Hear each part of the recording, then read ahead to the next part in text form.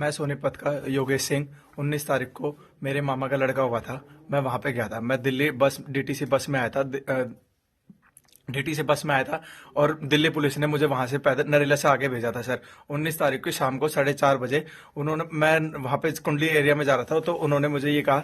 मैंने उनको सिर्फ इतना झूठ बोला कि यहाँ पे कोई लड़की छेड़ रहा है, हालांकि वहां कोई छेड़ रहा था। उनको ये लगा कि इन्होंने मुझे छेड़ा है, ये लड़की को छेड़ रहा है। उन्होंने मुझे लेके गए। उन्होंने फिर मुझे कैंप में ले जाके उन्होंने पहले मुझे मारा, काफी मारा, पैंट वैंट उतार के काफी मारा। फिर मुझे ट्रॉली में उल्टा लटका के बेल्टों से मारा। फिर उन्होंने अगले दिन उन्होंने मेरे से ये कहा, जो हम बोलेंगे वो करेगा। मैंने कहा ठीक है सर।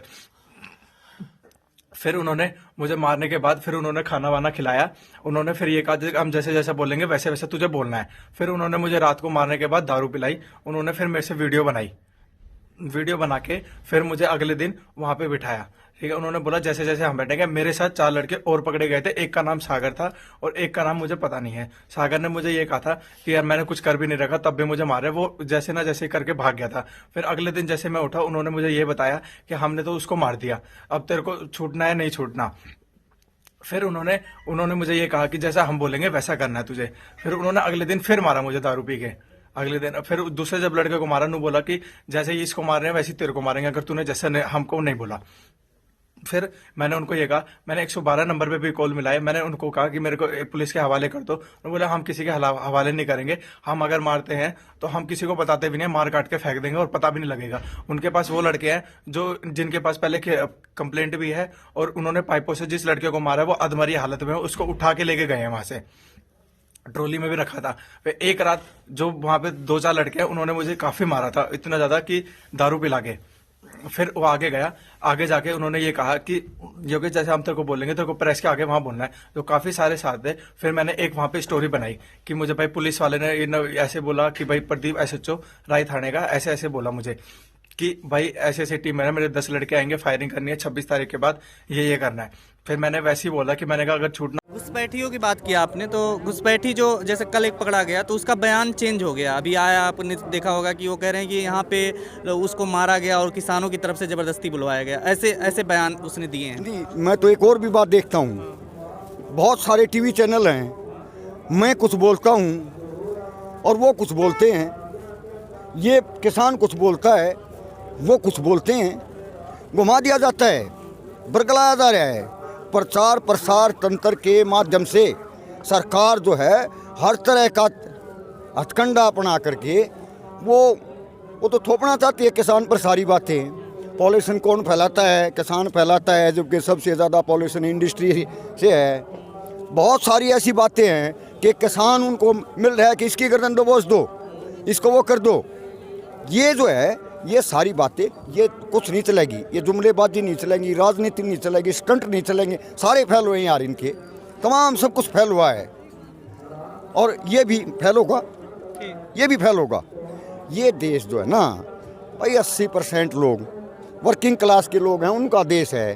ये 2-4% जो यहाँ का कैपिटलिस्ट है उसका देश नहीं है। सीमा पर किसान का बेटा लड़ता है, खेत में जो है किसान का दूसरा बेटा लड़ता है, और जवान और किसान मिलकर के इस देश को चलाता है। दोनों के साथ अन्याय हो रहा है। कब तक चलेगा ये खेल जान चुकी देश की जनता। अब ये चलने वाला नहीं है। मैं सोनीपत से हूँ। क्या नाम है? मैं हंसराज राणा, पेशे से किसान हूँ। और भाई छोटू राम ने कहा था भाई किसान की एक नज़र खेत में, दूसरी जो है पार्लियामेंट पर होनी चाहिए। क्या कर रहे हैं वो, क्या पका रहे हैं? और हम जानते हैं भाई ये खिचड़ी विचड़ी नहीं चलने वाली है।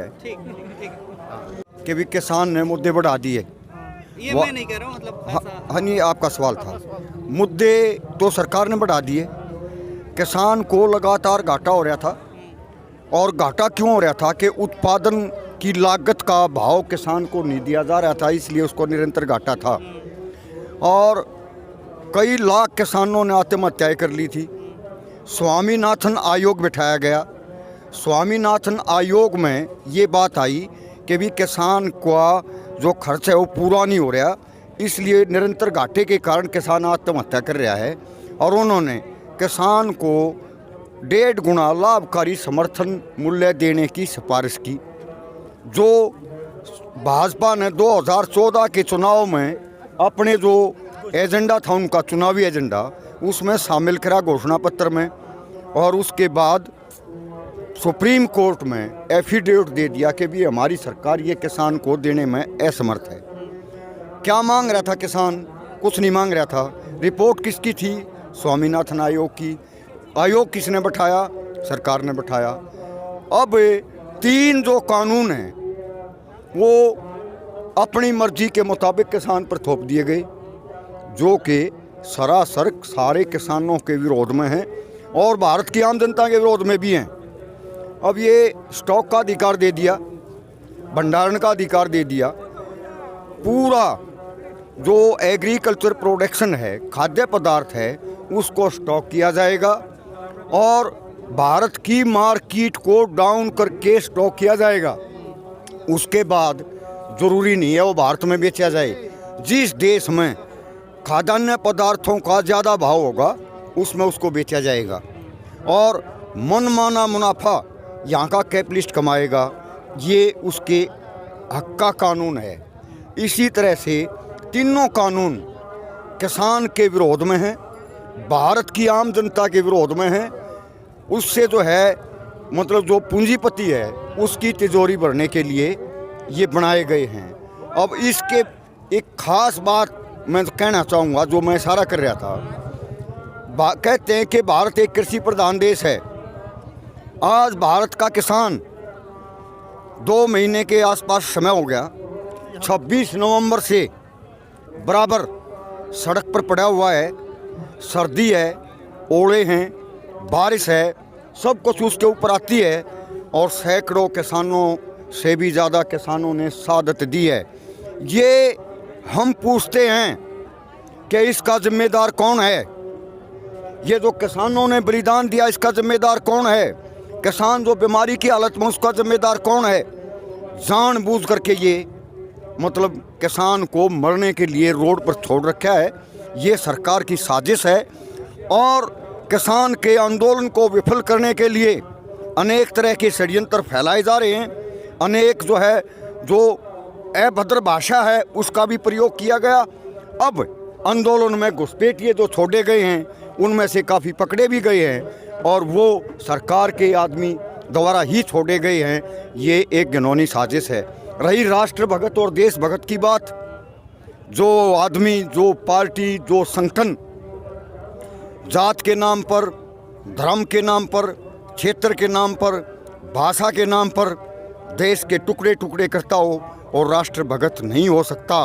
राष्ट्र भगत इस देश में है तो किसान है, जो सबके लिए अनाज पैदा करता है, सबको खिलाता है, चाहे उसमें कोई भी जीव है उसके लिए वो किसी भी तरह की मतलब मतभेद नहीं करता, सबको बराबर खिलाता है, पौष्टिक खिलाता है, शुद्ध खिलाता है।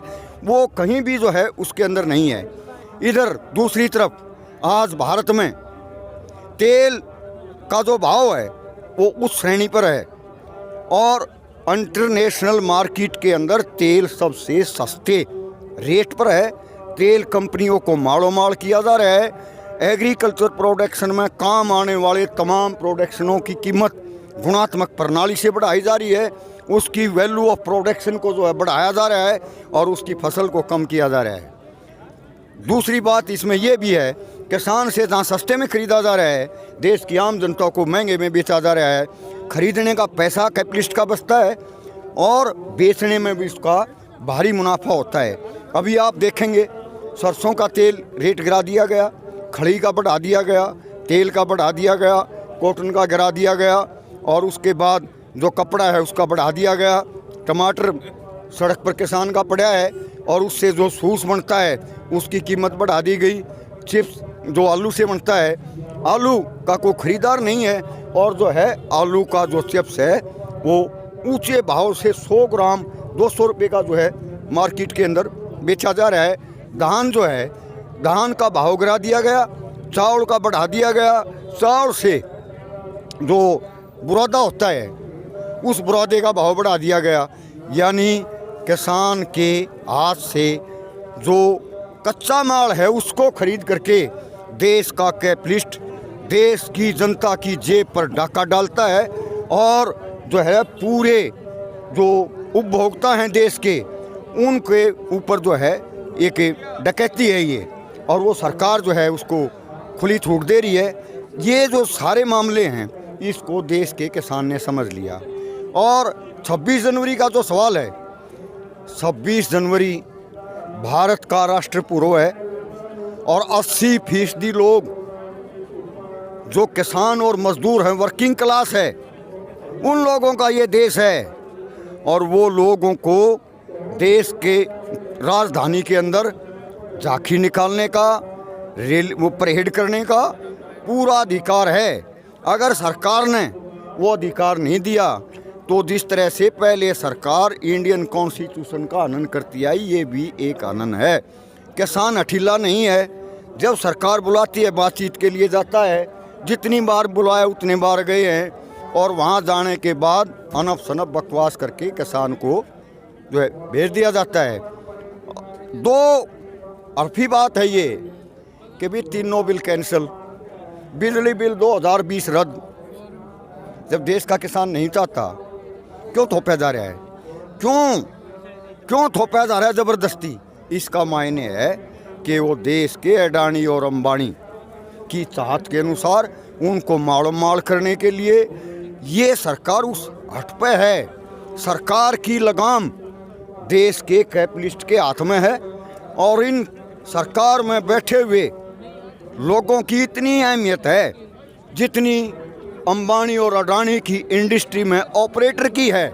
ऑपरेटर केवल उस इंडस्ट्री में मालिक के अनुसार उत्पादन करता है, मालिक की मर्जी से उत्पादन करता है। इसी तरह से देश के पार्लियामेंट का जो लॉ प्रोडक्शन का कारखाना है उसके ऊपर देश के कैपिटलिस्ट का कब्जा है। और ये खेल इसलिए है कि ये राजनीतिक पार्टियां पूंजीपति से पैसा लेकर के राजनीति करते हैं, उन्हीं के लिए काम करते हैं और आम जनता को लूटने का काम करते हैं। और इस खेल को पूरे वर्किंग क्लास ने समझ लिया। ये आंदोलन जो किसान आंदोलन ना रह करके राष्ट्रीय जनवादी आंदोलन की सीमा पार करके किसान क्रांति में परिवर्तित हो चुका है। सरकार इसकी तरफ ध्यान दे। खबरों में बने रहने के लिए फोरम 4 को सब्सक्राइब करें और नोटिफिकेशन पाने के लिए बेल आइकन दबाएं।